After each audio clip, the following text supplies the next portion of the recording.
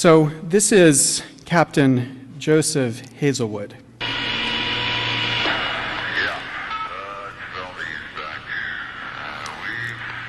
Exxon Valdez.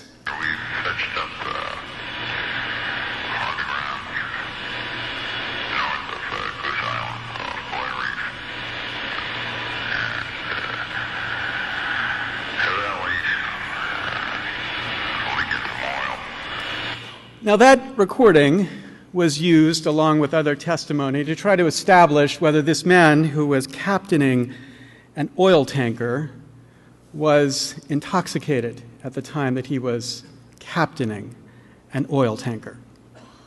And of course, there was lots of conflicting testimony. He admitted to drinking prior to this accident, but he denied that he was intoxicated. But one thing no one can deny is that every single senior official on that ship knew Hazelwood was an alcoholic. They knew that whether this time or another time, he was captaining the ship, often under the influence of alcohol. They knew this, and they did nothing about it. We need to think about the responsibility they had. We need to think about how they should have taken responsibility for his dependency. We recently started a series of example upon example of what we think of as good souls corruption.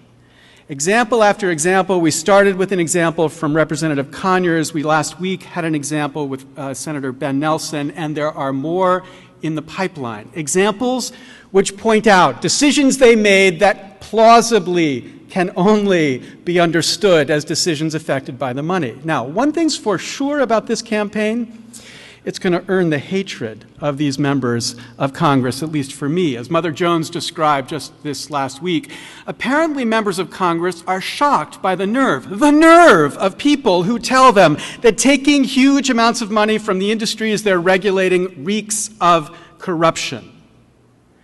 But I'm willing to take that hatred. That's what tenure's for. It's possible that this campaign will work. But whether or not our campaign works, whether or not this works, I flung myself across the country to talk to this group because you need to be part of this change too. Because the most outrageous part of this story is that the corruptions here primed by the most privileged are corruptions that are permitted by the passivity of the privileged as well. That's us.